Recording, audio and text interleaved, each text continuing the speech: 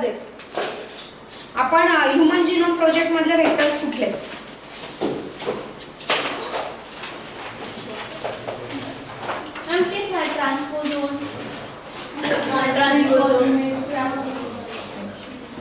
Human genome project मध्ये कुठले vectors आपण वापरले?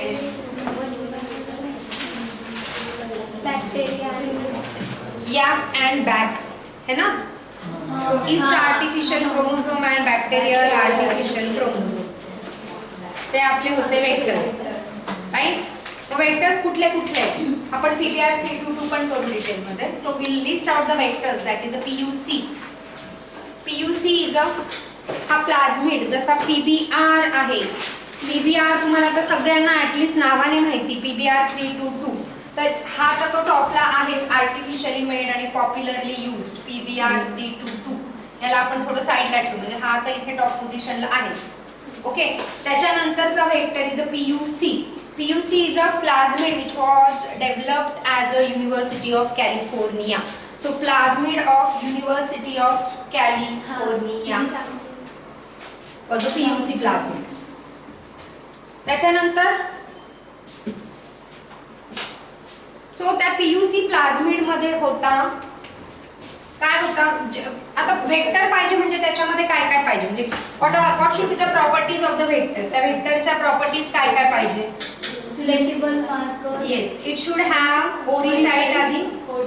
It should have selectable markers. Selectable markers. Cloning site.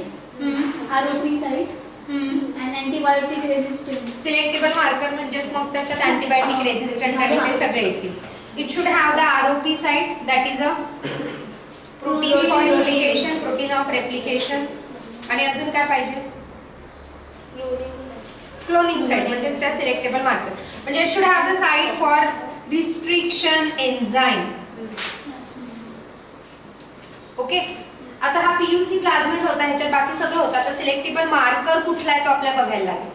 Okay. So it was having the marker of LAC-Z gene. LAC-Z gene तुम्हाला माहिती आहे काय? LAC-Z gene go back in your lac operon. सांगा LAC-Z काय?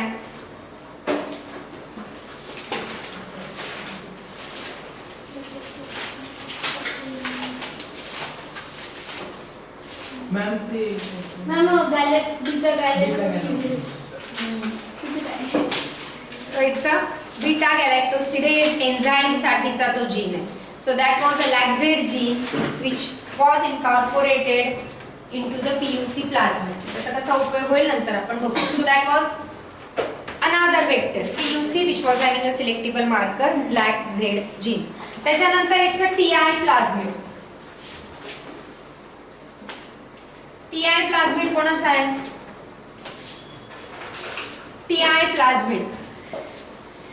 It is a tumor inducing plasmid found in Agrobacterium tumefaciens. Agrobacterium tumefaciens. Ma'am जे vectors असतात ते infected होते पण इन्फेक्ट होतात. तुला मागचं अटेंड करायला लागतं सगळं सिन्सिअरली मग पुढचं कळतं. ओके. Agrobacterium tumefaciens नावाचा प्लांट पॅथोजन आहे आणि त्या प्लांट पॅथोजन मधनं म्हणजे जो प्लांटला इन्फेक्ट करतो. ओके. आणि त्या प्लांट पॅथोजन मधनं हा प्लाझमिड काढलेला आहे त्याला म्हणायचं आहे TI plasmid. It is a tumor inducing. T for tumor, E for inducing. It is a tumor inducing plasmid. म्हणजे तो ट्यूमर कॅन्सरस सेल्स तयार करतो प्लांट मध्ये. पण आता ह्याची पॅथोजेनेसिटी काढून त्याला व्हेक्टर म्हणून प्लांट मध्ये काही जर चेंजेस करायचे असेल तर त्या TI प्लाझमिड मध्ये ते जीन टाकायचे आणि तो टाकून द्यायचा प्लांट मध्ये, प्लांट सेल मध्ये. कळतंय का मी काय म्हणतेय? हा. आणि म्हणून this is applicable. This has a TDNA. त्याला त्याच्याकडे असतो हा DNA. त्याला म्हणायचं TDNA. Plasmid DNA is a TDNA which induces the cell division. मग हा जर टाकला त्या प्लांट मध्ये एखाद्या, ओके, जेनेटिकली इंजिनिअरिंग करून तो त्या प्लांट मध्ये टाकला तर it will induce the cell division. It will induce cell division. Okay, and this host in this case, see for everything we require a host. बरोबर, जसं आपण काल सॅल्मोनेलाचा तो प्लाझ्मिड त्याच्यात तो जीन लावला आपण आणि तो इकोलाय मध्ये टाकला. ओके, सो इट्स मग इकोलाय कोण होता तिथे? होस्ट होता. मग ह्याचा host should be always plant cell. ह्याचा होस्ट कोण पाहिजे? कायम ह्याचा होस्ट हा प्लांट सेलच पाहिजे. म्हणजे आता हा माझ्या बॉडीमध्ये टाकला जेनेटिकली इंजिनियर करून तर तो चालणार नाही, because my cell is animal cell. Correct? मग ते डिस्ट्रॉय होईल. तो कामच नाही करणार. So host cell should be the plant cell. Ma'am, मग आपण काल जे बोलत होतो की तो ग्लो करणारं प्रोटीन असतं, तर जर का ह्याच्यामध्ये टाकून प्लांटमध्ये टाकलं तुम्ही? नाही, त्याला परत म्हणजे ते दोन स्पीसीज डिफरन्स येतात ना, मग तो तुम्हाला रिसर्च करायला लागेल. That's a big area for research की तुम्ही ते ॲनिमलचा प्लांटमध्ये कसा टाकून कसा असं ॲनिमलचा ॲनिमलला चालेल ना, ॲनिमलचा प्लांट, प्लांटचा ॲनिमल हे अजून तसं म्हणते मी. Okay, alright. So that was another plasmid. त्याच्यानंतर देर वॉज अ, जसं TI प्लाझमिड आहे तसं ॲग्रोबॅक्टेरियमची वेगळी स्पीसीज आहे which is RI plasmid that induces the root मध्ये. Okay, root inducing rhizogene is a RI plasmid. म्हणजे रूट मध्ये काही मॉडिफिकेशन करायचे असेल तर you can use this RI plasmid. त्याच्यानंतर bacteriophages. It is another vector. If you get question on vectors, you will be able to write. Yes. Bacteriophage मध्ये there is a lambdaphage which is very popularly used. Lambdaphage. त्याच्यानंतर it is a M13 phage. Lambdaphage, M13 phage, and some non-pathogenicity, त्यांचं पॅथोजेनिसिटी काढून टाकतात असे रेट्रोव्हायरसेस. could also be this is a virus, not a bacteriophage. So retrovirus are basically the RNA as a genetic material. M13 चा पहिला आहे. M13 phage, bacteriophage. म्हणजे फाजेस आणि viruses वेगळे असतात. बरोबर ना राजा? टाइपचे व्हायरस. व्हायरसच आहे पण तो बॅक्टेरियोफाज, तो इन्फेक्ट टू बॅक्टेरिया. आणि animal viruses infect to animals आहे. ओके, आणि त्याच्यानंतर व्हेरी पॉप्युलर आपल्या ह्युमन जिनोम प्रोजेक्टचे YAC and BAC, which were popularly used in human genome project. HGP मध्ये यूज केले गेले.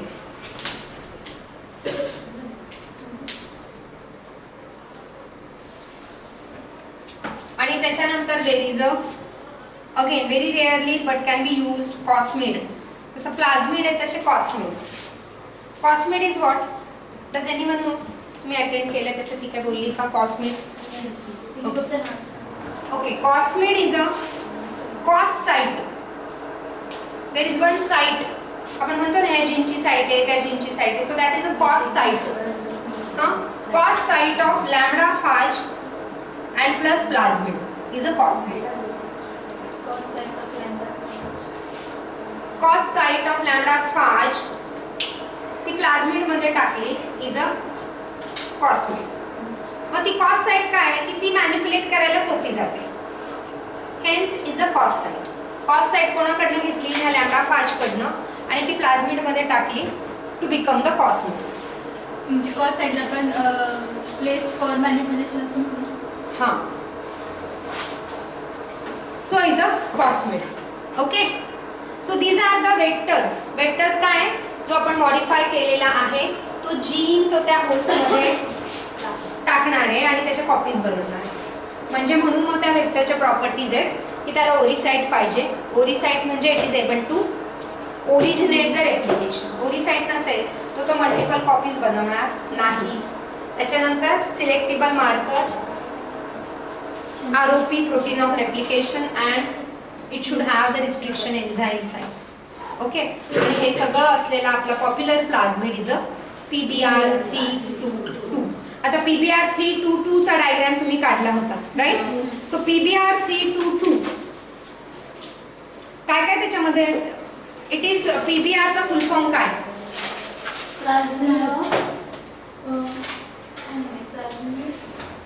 ते दोन सायंटिस्टची नाव. Yes, plasmid of Bolivar and रेड्रिगीज.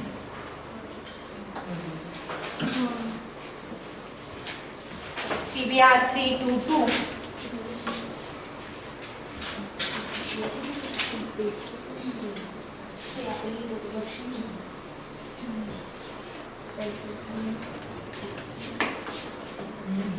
It's a PBR was synthetically prepared plasmid. It was a synthetic plasmid. हा natural कुठेच नाहीये. So this is a plasmid of Bolivar and Rodriguez.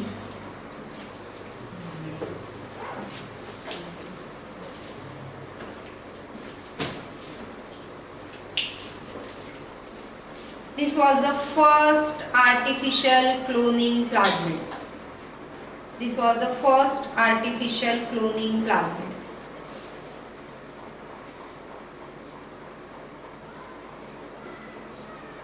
सगळ्यांच्या समोर डायग्राम आहे त्या प्लाझ्मिडचा, काल काढला होता. Okay, so it has the restriction. किती रिस्ट्रिक्शन साईट आहे? 8. म्हणजे तुम्ही त्याला 8 ठिकाणी कट करून तिथे जीन फिट करू शकता. त्या प्रत्येकाचा फुल फॉर्म माहिती पाहिजे. आहे त्याची लिस्ट तुमच्याकडे? नाही, आता FDC टेट्रासायक्लिन ते दोनच माहिती. अँटीबायोटिक आहे. ते सिलेक्टिबल मार्कर्स आहेत. At least Salmonella, PVU is a Proteus vulgaris. PVU हा, त्याच्यात ते 1 किंवा तो त्याचा नंबर, तो कसा आयसोलेट झाला तो नंबर आहे. प्रोटियस वल्गॅरिस. प्रोटियस वल्गॅरिस. आणि PSTचं प्रोविडेन्शिया स्टुआर्टी. प्रोविडेन्शिया स्टुआर्टी. कोणाचं? PST. प्रोविडेन्शिया स्टुआर्टी. अजून कोण राहिलं? बाम राहिलं. बाम पण आहे ना त्याच्यात? बाम. हा PST आहे. PST. इको R1 हा ते लिहिलेलं. इसेशिया कोलाई RY13. हाँ, ते BUM. BAM, BAM H1, it is a Bacillus, write it down, Bacillus amyloliquefaciens. Bacillus amyloliquefaciens. हे नेम ऑफ बॅक्टेरियाज येतात सगळे सगळे prokaryote. Restriction enzymes are only in prokaryotes. आपल्या सेलमध्ये रिस्ट्रिक्शन एन्झाइम्स आपल्या DNA मध्ये नाही आहेत, लक्षात ठेवा.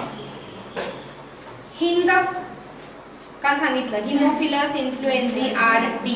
काय राहिलं आता? Sal is a Streptomyces albus.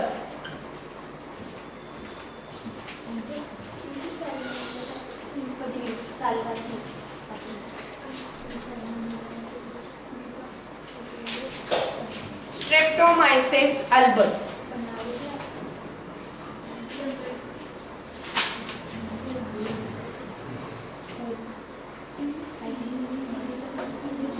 पण आपण ते क्लासमध्ये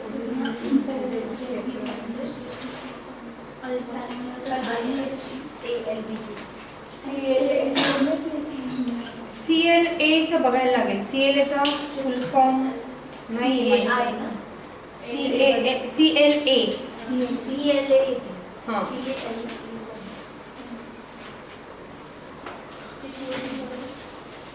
CLA चं मी सांगते तुम्हाला.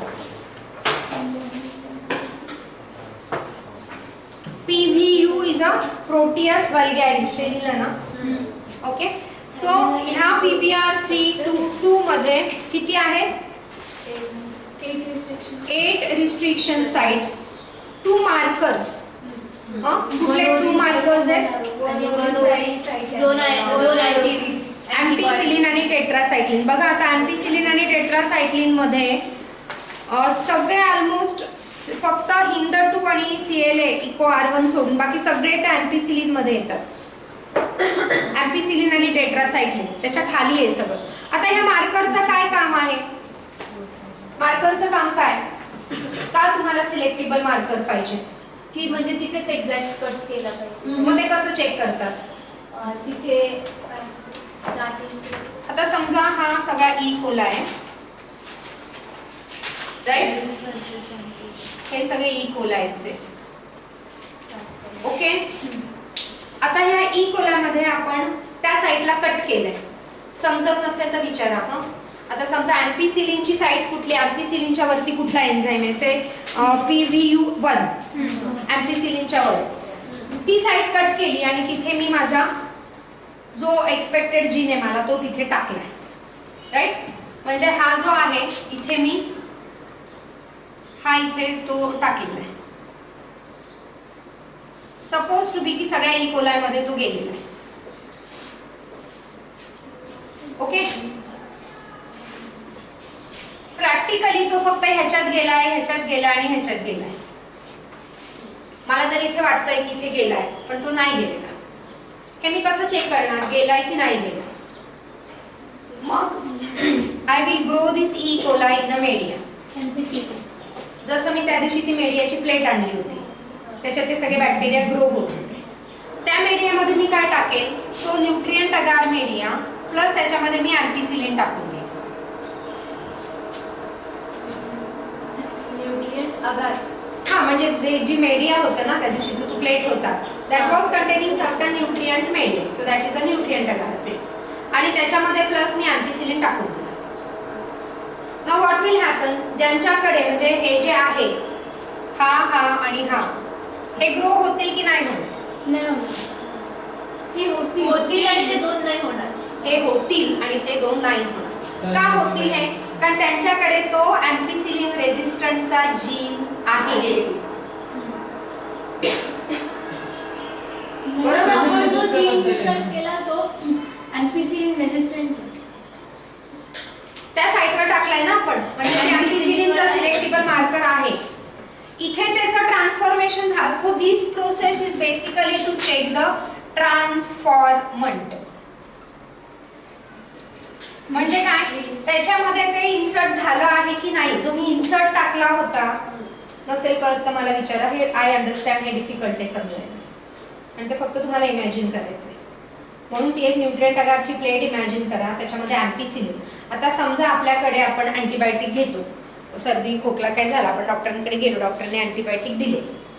ओके.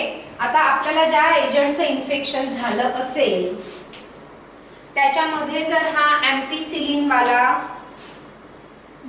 प्लाझ्मिड आहे तर आपल्या त्या अँपिसिलिन गोळीचा काही फायदाच होणार नाही. आपण आजारी ते आजारीच राहू. कारण आपला पॅथोजन मध्ये अँपिसिलिन रेझिस्टंट जीन आहे, म्हणून अँपिसिलिन घेतलं तरी आपल्याला बरं वाटत नाही. मग आपल्याला अँटीबायोटिक चेंज करायला. मग दुसरं काही घेतलं समजा तर मग त्याच्यासाठी पण अँटीबायोटिक सेन्सिटिव्हिटी टेस्ट असते. बघते मी, मला जर ती प्लेट मिळाली कधी तर मी तुम्हाला दाखवते. टीचर ते तुम्ही याच्यात काय टाकलं? ते ब्लू कलरचं काय टाकलं? त्याच्यात मी तो इन्सर्ट टाकला ना, जिथे अँपिसिलिन रेझिस्टंटच्या तिथे मी तो जीन लावलाय. आणि म्हणून मला तो मार्कर पाहिजे ना. मार्कर कशासाठी लागतो? To check whether the insert is successful or not. कळलं का? मार्कर्स क्रिएट पण करू शकतो ना आपण. मग तो क्रिएटेडच आहे ना सिंथेटिकली. आपण आपल्या ह्याच्याने नाही. ते plasmid we should be able to replicate by its own. Create करणं किती डिफिकल्ट आहे. फक्त इमॅजिन करा. एक मटेरियल असं तयार करायचं की स्वतःच्या स्वतः कॉपीज बनते. नॉर्मल म्हणजे दुसऱ्या ह्याच्यात आपण सिलेक्टेबल मार्कर्स टाकू शकतो. हो ना. मग म्हणून तर त्या म्हणून तर वेक्टर असा पाहिजे की त्याच्यामध्ये तो सिलेक्टेबल मार्कर पाहिजे. म्हणजे तो ग्रुप मार्कर म्हणजे मग तो आपल्याला आयडेंटिफाय करायला हेल्प करेल की खरंच त्याच्यामध्ये तो जीन गेला आहे की नाही गेला आहे. आपण अँपिसिलिनच्या साईटवर तो नवीन जीन टाकला म्हणजे तो बॅक्टेरिया अँपिसिलिन रेझिस्टंट झाला. मग आपण टेट्रासायक्लिनच्या साईटवर टाकला मग तो टेट्रासायक्लिनला रेझिस्ट करेल. आपण जर का दुसऱ्या कुठल्या ठिकाणी टाकला तर दुसऱ्या कुठल्या ठिकाणी टाकला तर म्हणून तर मग तो असा पाहिजे की तो आपल्याला चेक करता आला पाहिजे. आता इको आर म्हणून तो तो check नाही तुम्हाला करता येणार आपल्याला. चेकच नाही करता येणार ना, म्हणून vector should be such that की त्याला ह्या 4 प्रॉपर्टी सॅटिस्फायच झाल्या पाहिजे. आणि ते एक्झाम्पल दिलं की 3 मध्ये असे 3 असेल किंवा 4 असेल. मॅम जर का आपण ते इको आर आय मध्ये तो एम्पिसिलिनचा टाकला तरी राहील ना, तो एम्पिसिलिन मध्ये राहील ना. मग एम्पिसिलिनला तो रेझिस्टंट आहे ना, म्हणजे एम्पिसिलिनच्या तिथे आपण हातच नाही लावलाय, आपण इको R1 ला टाकलाय ना.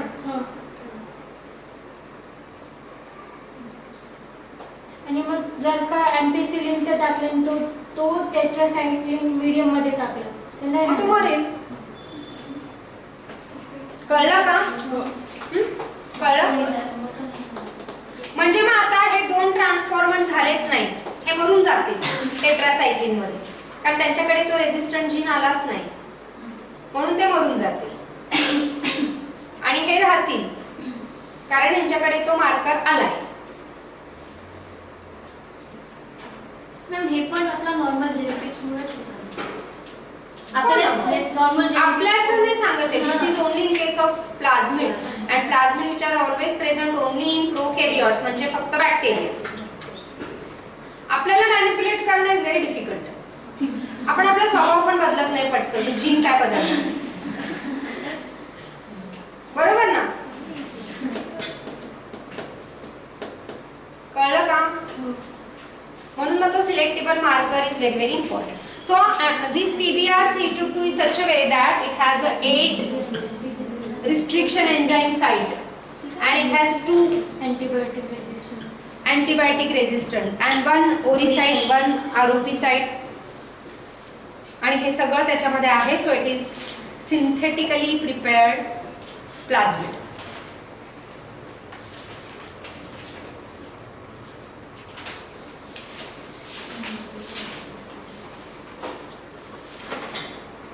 It is synthetically prepared plasmid.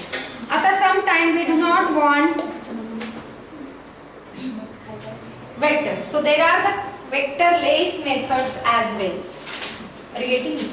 There are the vectorless method, जिथे केमिकलनी किंवा बाकी काही मेथड्सनी आपण जीन ट्रान्सफर करू शकतो. हे आपल्याला व्हेक्टर कळले की इतके इतके व्हेक्टर्स आहेत आणि इतक्या इतक्या व्हेक्टर्सनी आपण असं तसं ट्रान्सफर करू शकतो, बरोबर.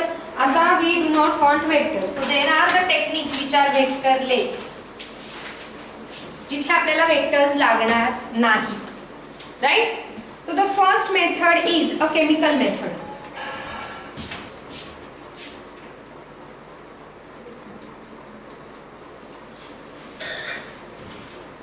Chemical method, त्याच्यामध्ये प्रोटोप्लास्ट.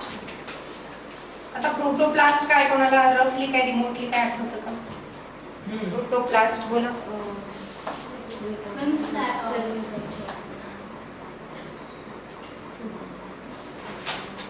प्रोटोप्लास्ट म्हणजेच प्रोटोप्लास्ट नाही.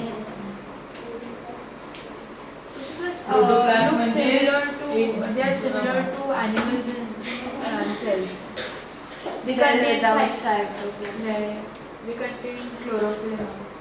प्लास्ट येतो म्हणजे तो एक कॅल्क्युलेशन प्रोटोप्लास्ट ल्युकोप्लास्ट अरे हा पण ते टाईपचा प्लास्ट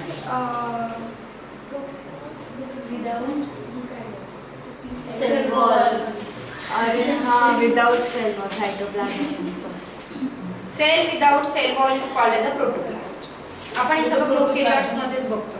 प्रोटोप्लाझम is a living material ma'am of any cell. तुम्ही सांगितलं लाईक सायटोप्लाझम त्याच्यातलं पण डिफरन्स आहे. So protoplast is a cell without cell wall. मग प्रोटोप्लास्ट इज केप्ट, समजा मग आपण हे सगळं प्रोकॅरियोट मध्ये होतोय, मग प्रोकॅरियोटला सेल वॉल आहे. Prokaryotic cell wall is made up of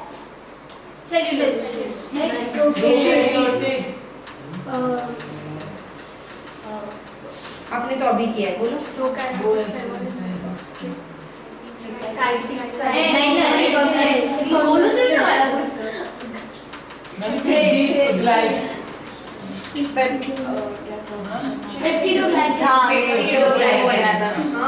so prokaryotic cell wall which is made up of peptidoglycan, तर ती सेल वॉल काढून टाकायची. So we get a protoplast. Now this protoplast is kept with the desired gene. त्याच्यामध्ये त्याच्याजवळ ती desired gene एकत्र करून ठेवून द्यायचं. ओके, मग आता काय होईल? That should be kept in the medium which is called as a PEG medium. PEG medium is a polyethylene glycol. It is a polyethylene glycol is a PEG medium. आणि या PEG medium मध्ये protoplast आणि तो desired gene ठेवून दिला की automatic त्या PEG mediumच्या कॅरेक्टरिस्टिक मुळे gene get transferred into the host. म्हणजे हा माझा होस्ट होता, त्याच्यात हा डिझायर्ड जीन ट्रान्सफर होऊन गेला because of the PEG medium. कळलं? म्हणजे दोघं पण त्याच्यात ठेवायचे का डिझाईन? हा सेल आहे, मला ह्याच्यात तो जीन पाहिजे, मग या सेलचं मी सेल वॉल काढून टाकलो आणि हा डिझायर्ड जीन आहे, दोघांना ठेवलं इन PEG medium मध्ये. नाही, मग ह्याच्यामध्ये जीन गेला आणि मग नंतर त्याला रेप्लिकेट करायच्या मेथड्स वेगळ्या. तर पण इथे म्हणजे मीडियममुळे ते ट्रान्सफर होईल. सो पण मीडियम आणि प्रोटोप्लास्ट विदाउट सेल वॉल म्हणजे त्याला आतमध्ये एंट्री करायला डिफिकल्ट नको जायला. मॅम ते आपण असंच ते कोणती मेथड होती जी आपल्या बॉडीमध्ये ते रॅट्स ट्रान्सफॉर्मेशन. हा, तसं तो ट्रान्सफॉर्मंट होऊन गेला. Second is a gene gun method.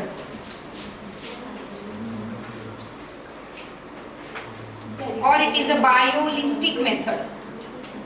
तुम्ही नोटबुक जर परत सांगते व्यवस्थित मेंटेन करत असाल तर तुमचं 90% नीट सोडवता आलं पाहिजे. ओके, आता ह्याच्यामध्ये काय करतात, जो जीन आहे desired gene that is coated with a gold particle, okay, और टंगस्टन. आणि this side diameter of this particles are very small, that is 1 to 2 micron. काय करता ह्याला gene coated with gold or tungsten and the particle size is 1 to 2 micron.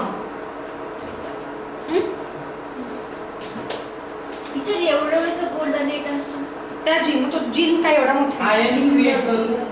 हां, आणि नंतर मग this is there is a gun, is a biological gun, आणि त्या gun मध्ये हे टाकून इट इज ज्या होस्ट मध्ये टाकायचं आहे त्या होस्टला ती शॉट करायची gun at a speed of 1400 feet per second. इतकी micro gun which is shot into the host. त्याच्यावर पण तुम्हाला बऱ्याचदा क्वेश्चन येतात. ती शॉट आहे छोटी, त्याच्यात ती शॉट कशी करतात? ते करतात, स्किलफुल लोक करतात. The one who is expert, genetic engineering केलं सगळं कळेल हा, तुम्हाला. म्हणजे ती गन किती साईजची असेल? हा, त्याचं स्पीड आणि ते सगळं. सो गन मध्ये पण आता बरेच व्हेरिएशन असतील. होस्टच्या सेल मेम्ब्रेन मध्ये ती शॉर्ट करायची म्हणजे तो जीन त्याच्या ह्याच्यात निघून जाईल, त्याच्या बॉडीमध्ये, त्या सेलच्या बॉडीमध्ये निघून जाईल. पण आपण इंजेक्ट पण करू शकतो. हा, मग इंजेक्शन किंवा मग पण इंजेक्शन केलं तर तो जाईल त्याची गॅरंटी नसते. सो द नेक्स्ट मेथड, म्हणून मग ती बायोलिस्टिक मेथड. दिस गन मोठी नसते ना, मोठी असेल किंवा ते इन्स्ट्रुमेंट असेल. सेल वॉल तुम्हाला त्याचं मेन काय ते नाही लक्षात राहत, बाकीचं सगळं गोष्टी.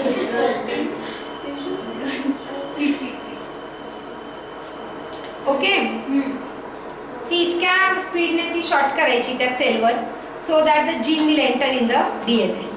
आणि ती स्किल म्हणजे असं मी म्हटलं आणि लगेच तो सेल मॉडिफाय झाला असं नाही. एक ह्याला मॉडिफाय करायला 4-4, 5-5 वर्ष पण लागून जातात. म्हणजे मी आता म्हटलं आणि लगेच दुसऱ्या सेकंदाला शॉर्ट केलं आणि तो मॉडिफाय झाला असं नाही.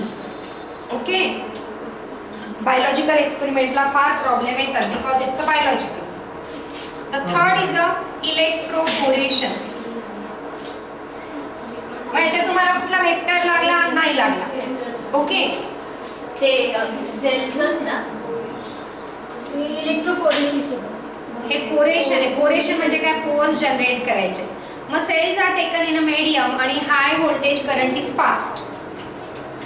ओके, काय होतं याच्यात, सेल घ्यायचा आहे, त्याला एका मीडियम मध्ये टाकता आणि त्या मीडियमला high voltage current is passed.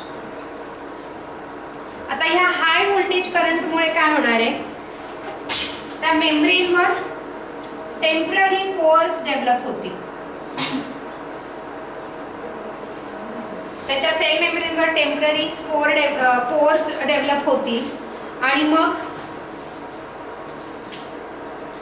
तिथून जीन तो पास होईल. त्या पोअर्स मधनं जीन विल गेट पास्ड.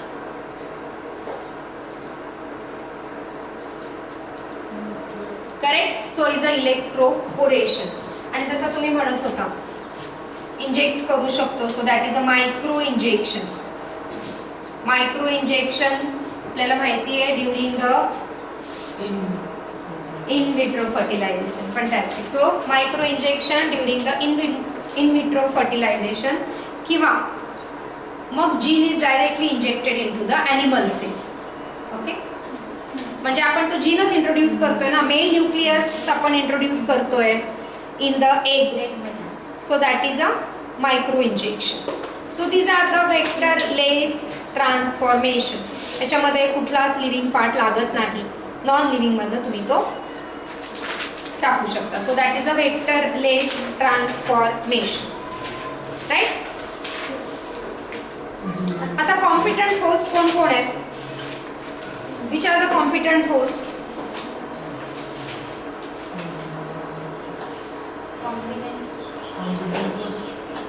कशा कशात आपण ट्रान्सफर करू शकतो. So competent host very popular. Prokaryotic host is a E coli. So prokaryote मध्ये competent host is E coli. Okay. In case of eukaryote again animal cell, जसं आपण आता micro injection मध्ये बघितलं. Animal cell, plant cell, Agrobacterium tumefaciens use करून पुढे आपण ॲप्लिकेशनमध्ये ते परत बघू. आणि फंगल सेल ऑर ईस्ट किंवा cell without cell wall is a protoplast. Cell without cell wall that is a protoplast. आता हे जेव्हा आपण कॉम्पिटंट होस्ट यूज केले तर त्याला डायरेक्टली ते जात नाही, because DNA is negatively charge, DNA is hydrophilic. Okay. आणि ह्याचा प्लाझ्मा मेम्ब्रेन इज हायड्रोफोबिक. तो कसं जाणार, म्हणून त्याची परमियाबिलिटी, ह्याच्यावर पण बऱ्याचदा क्वेश्चन विचारलेला आहे. मग त्याची परमियाबिलिटी वाढवायची कशाची, सेल मेम्ब्रेनची. ती परमियाबिलिटी कशी वाढवायची, by adding the calcium ion cations which increases the permeability. आणि किंवा त्याला हीट आणि कोल्ड ट्रीटमेंट देतात. कॅल्शियम कटायनमध्ये ठेवायचं, कुठला मिनरल यूज करता असंही विचारतात. मग त्याला एक तर 42 डिग्री सेंटीग्रेडला शॉक ट्रीटमेंट द्यायची, हीट शॉक ट्रीटमेंट, आणि immediately in the cold ice आणि हीट शॉक, आईस आणि हीट शॉक असं दिलं की मग तो जीन आतमध्ये जातो. 42 degree Celsius heat shock.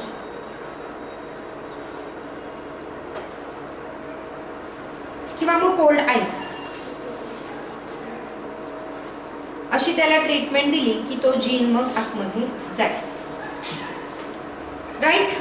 Ma'am त्याच्यावर काही इफेक्ट नाही होत नाही. इफेक्ट व्हावा म्हणूनच देतोय. नाही त्या पण जीनवर. हां नाही, जीनवर नाही. आधी आपण या होस्टला तयार करतोय. आपल्या बॉडीमध्ये काहीतरी घालायचं आहे, सेलच्या बॉडीमध्ये काहीतरी घालायचं आहे. सेल त्याला रेजिस्ट करेल ना, पहिले त्या सेलला तयार करायचं आहे मेंटली, बाबा तयार हो, तुझ्या आतमध्ये काहीतरी घालायचं आहे. And so this is a treatment. These are the treatment so that the cell should be prepared to accept the foreign. कुठलाही फॉरेन ऍक्सेप्ट करणं इज व्हेरी डिफिकल्ट. बरोबर. उद्या आईने दुसरी एक फाल्गुनी आणली घरात आणि म्हटली की हीच माझी मुलगी, चालेल का? नाही चालणार ना. सो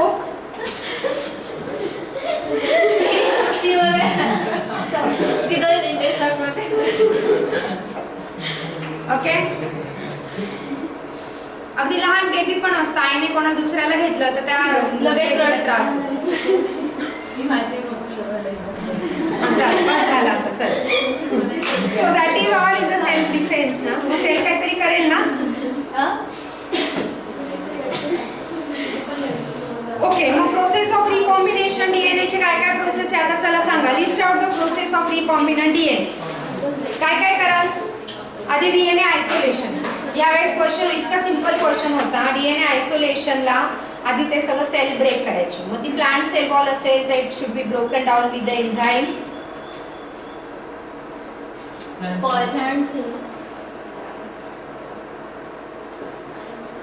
सेल्युलेज. सेल्युलेज. हां सेल्युलेज. ती फंगल सेल असेल तर should be broken down by chitinase. Okay. आणि आता बॅक्टेरियल असेल तर लायसोझाईम. आणि म्हणून आपल्या डोळ्यातनं टीयर्स येतात दॅट कंटेन्स अ लायसोझाईम.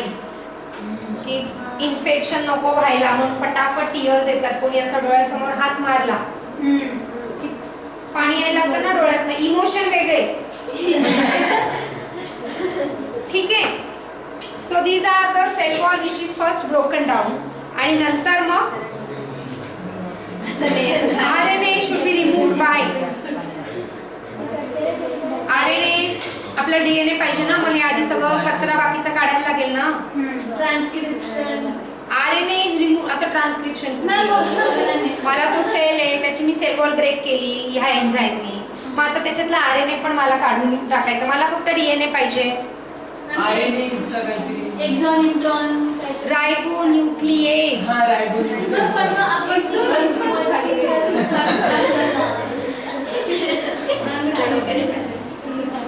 ओके.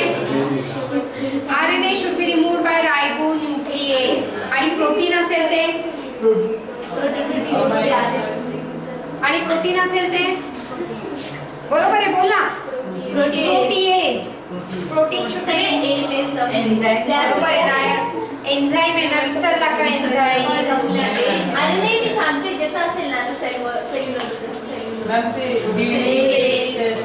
आणि मग हा जो डीएनए मध्ये हे आहे सेल सगळं घेतलं हे सगळे टाकले एन्झाईम. ओके. आणि मग सगळं रिमूव्ह झालेलं आहे. आणि मग इथे DNA will be precipitated out. Protease आणि DNA fragment will be precipitated out. That process is called as a spooling. Spooling is what? Where the DNA तो precipitate out होईल. कसा होईल तो precipitate out? By adding the chilled ethanol. आणि या chilled ethanol वर ह्या वेळेचा क्वेश्चन होता पण काय आम्हाला कधी जमलं नाही. एवढा सोपा बोलली होती ना. चिल्ड इथेनॉल टाकलं की तो डीएनए सगळा प्रेसिपिटेट आउट होतो. सिंपल. तुमच्याकडे जर तुम्ही एखादा प्लांट सेल वगैरे प्लांट असा थोडासा क्रश केला त्याचे सेल्स त्याला तुम्ही सोप वॉटरमध्ये टाकलं आणि ते 2-3दा धुतलं आणि मग त्याच्यात चिल्ड इथेनॉल टाकला तरी you can take out the thread of DNA from that plant cell. So simple. अरे इतके झाडाचे पान आहे ना क्रश करून त्याला हां तेच आणून टाकायचं. So that is a spooling of the DNA. Okay. आणि इल्युशन म्हणजे काल काय सांगितलं? कटिंग नाही ते कटिंग करायचं त्याच्यावर इलेक्ट्रोफोरेसिस त्याच्यावरनं कट करायचं. एक कटच करायचंय बस.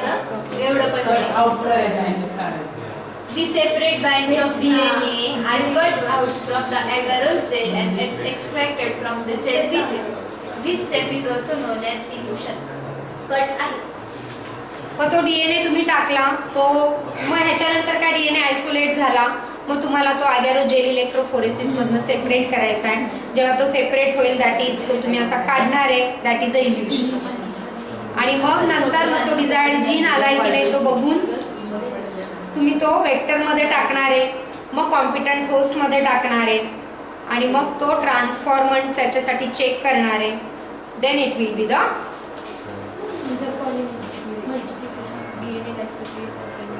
separation and production of the transformant GMO genetically modified organisms.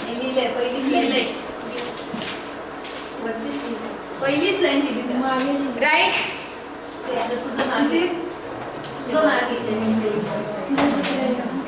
And so आता कधी कधी जसं आपण हे बघितलं काय आपल्याला ब्लड मिळालं क्राईम सीनच्या तिथे, बरोबर ना? आणि त्या क्राईम सीनच्या तिथलं ब्लड खूप छोटंसं होतं. त्या DNA फ्रॅगमेंट आपल्याला खूप वाढवायचे आहेत. आपल्याकडे बल्क पाहिजे ना, काही पण आयडेंटिफाय करायचं व्यवस्थित असेल सगळं मेजर क्वांटिटीमध्ये तर यू कॅन आयडेंटिफाय. आता तो एवढासा सॅम्पल होता, ब्लड सॅम्पल, तो ड्राय झाला होता, त्याच्यातनं somehow I have extracted the DNA, पण मला त्याच्या सेव्हरल कॉपीज पाहिजे त्या DNAच्या, बरोबर? त्या DNAच्या सेव्हरल कॉपीज पाहिजे, तर मी कसं करणार त्या? By which technique?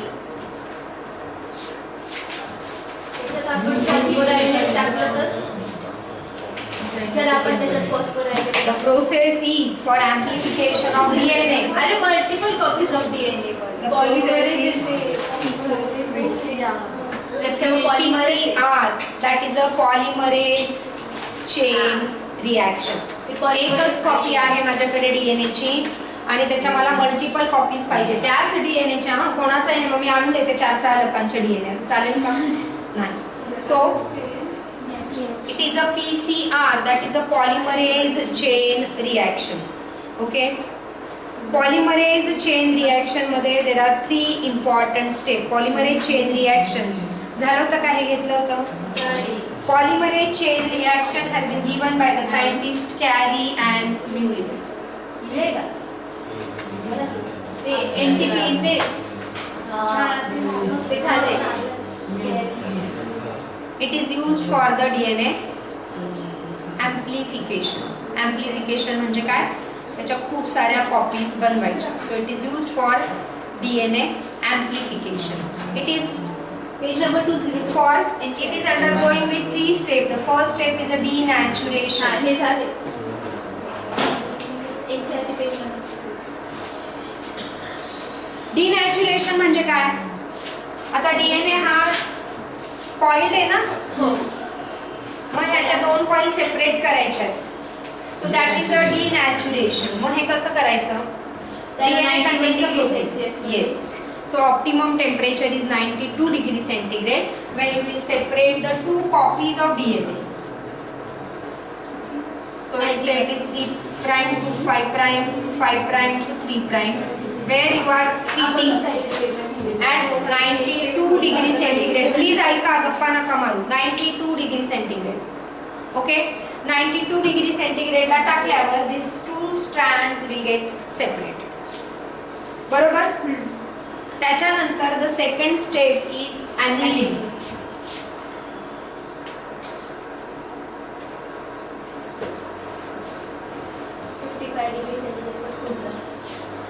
Annealing साठी प्रायमर इज रिक्वायर्ड. ओके, आता आपल्याकडे ह्या 2 स्ट्रँड्स आहेत. कुठल्या एंडला प्रायमर लावायचा असतो?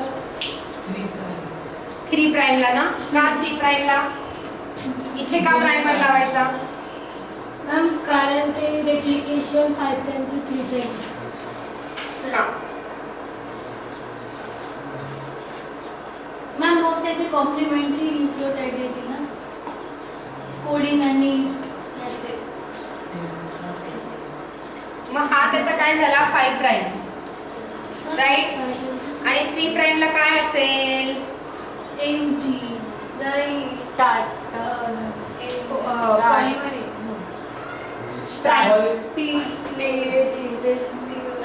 कुठे आले तुम्ही इथे? आपण काय हे करतोय का? ट्रान्सक्रिप्शन. एयूजी कशाला येईल इथे? आपण काय ट्रान्सक्रिप्शन प्रोटीन सिंथेसिस करतोय का? आपण कॉपीज बनवतोय डीएनएच्या, रेप्लिकेशन करतोय डीएनएचं. अरे राजा, इथे 3 प्राइमला OH ग्रुप फ्री असतो की नाही? जिथे OH ग्रुप फ्री आहे तिथे ते nucleotides will keep on adding ना. Here the further nucleotides will keep on adding and hence the DNA will replicate from 5. कारण 3 prime end त्याचा ओपन असतो, फंक्शनल ग्रुप फ्री असतो आणि तिथे मग तो दुसरा न्यूक्लियोटाइड पटकन लागतो आणि म्हणून primer should be always attached from 3 prime and 5 prime of parental strand. मग इथे तो झाला. ओके, मग ही process is annealing. Annealing is what? hybridization. जिथे आपण नवीन DNA स्ट्रँड सिंथेसाइज करणार आहे. म्हणजे ह्याला पण लागेल आणि इथून पण प्राइमर लागेल ह्या साइडने and it will keep on replicating this way, it will keep on replicating this way. That process is annealing. Annealing is a hybridization where you are preparing the copies of DNA. Now this process is carrying out at 50 to 60 degree centigrade. Annealing at 50 to 60 degree centigrade. फक्त तुम्हाला तिथे primer attach करायचं आहे. Requirement काय इथे RNA nucleotides आणि RNA primer आणि त्याचे एन्झाइम्स. राइट. आता हे एक्सटेंड करायचं आहे. हे जे extension, third step is a extension. असा आपण क्वेश्चन होता, 3 स्टेप दिल्या होत्या आणि following is not a step of PCR. ते तुमच्या डोक्यात अगदी घट्टच पाहिजे. डिनॅच्युरेशन, annealing, extension. डिनॅच्युरेशन, annealing, extension. Okay. डिनॅच्युरेशन म्हणजे स्ट्रँड सेपरेट करायचे, अॅनिलिंग म्हणजे तिथे डायग्राम लावायचा. आणि आता ही पण जी स्टेप आहे पुढची, this is carried out at 70 to 72 degree centigrade. का? नाहीतर मग काय होईल, कॉम्प्लिमेंटरी स्ट्रँड परत जवळ येतील आणि ते कॉइल होऊन जाईल. ओके. म्हणून this step is carried out at 72 degree centigrade. आता इथे आपल्याला काय लागणार आहे, न्यूक्लियोटाइड शुड कीप ॲडिंग. ही पुढची स्टेप होती एक्सटेन्शन. इथे न्यूक्लियोटाइड ऍड करायचे म्हणजे आपल्याला कुठला एन्झाइम लागणार आहे, पॉलिमरेज, RNA पॉलिमरेज. आता आपल्या बॉडीतला RNA पॉली, आपल्या जेव्हा DNA रेप्लिकेट होता, आपल्या बॉडीतला DNA पॉलिमरेज जो आहे, not RNA, DNA polymerase. DNA polymerase in our body works under 37 degree centigrade. बरोबर. आता हा तर 70 to 70 म्हणजे heat resistant polymerase. Heat resistant polymerase पाहिजे. आपला जो आहे तो हीट लेबाईल आहे. आता इथे पॉलिमरेज पाहिजे हीट स्टेबल. ओके. मग हीट स्टेबल पाहिजे म्हणून here the special polymerase is used, that is a Taq polymerase. Not my name, it's a Taq polymerase. Alright. आता Taq polymerase is taken from the thermophilic organism. Thermophile म्हणजे काय, which can able to live up to 100 degree centigrade. Imagine करा, उकळत्या पाण्यात तुमचा हात घातला, हा छान अगदी जळेल सगळं. पण हा थर्मोफाईल जो आहे, दॅट इज अ थर्मोफिलस. काय नाव आहे त्याचं, ॲक्वॅटिकस. ॲक्वॅटिकस. आणि येस, हा जो आपण म्हणतो ना गरम पाण्याचे झरे, तिथे हा दिसतो थर्मस. थर्मोफिलस किंवा थर्मस पण असेल. ऍक्च्युली हा थर्मोफिलस आहे, पण तुमच्या ह्याच्यात थर्मस दिलेला आहे, थर्मसच लक्षात ठेवा. Thermus aquaticus. Thermus aquaticus live at 100 up to 100 degree centigrade. आणि म्हणून ह्याचा जो पॉलिमरेज आहे तो हीट स्टेबल आहे. आणि हीट स्टेबल असल्यामुळे ते एक्सटेन्शन व्यवस्थित होईल. आणि you will get now the multiple copies. The process will keep on repeating. PCRचं एक मशीन असतं, तुम्ही सॅम्पल टाका तो सगळं करत बसतो. आपण तिकडे गेलो तो जेनेटिक लॅबमध्ये, तिथे पण PCRचं मशीन आहे. तुम्ही सॅम्पल टाका तो ॲम्प्लिफिकेशन करत राहील. आणि हो, सगळं त्याच्यात सिस्टीम ऑटोमॅटिकली ॲडजस्टेड आहे. सगळे एन्झाईम्स वगैरे सप्लाइड आहेत त्याला. असं तर आपण ब्लड बँकची गरज नाही ना, मग ब्लड एक्सचेंज करायचं. ब्लडमध्ये कुठे, आपल्या ब्लड पाहिजे, तो फ्लुइड पाहिजे. हे आपण फक्त DNA ॲम्प्लिफाय करतोय, ब्लड नाही ॲम्प्लिफाय करत. एका सेल मधला DNA काढून त्याच्या मल्टिपल कॉपीज बनवतो. पण मॅम ब्लड पण करू शकतो ना स्टेम. कसं करू शकतो? हा stem cell that all together is a different. Polymerase chain reaction is only for the amplification of DNA. आणि मग तुम्हाला आता इथून 4 कॉपीज मिळाल्या. Keep the process repeating. Again you will get 8 and so many copies within a short period. So that is a PCR technique. You get question, MCQ as well as so many other questions on PCR. I guess तुम्हाला कळलं असेल.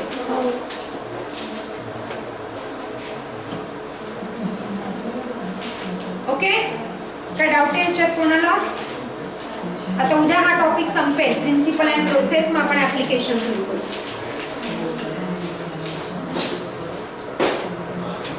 आधी ती बंद करते.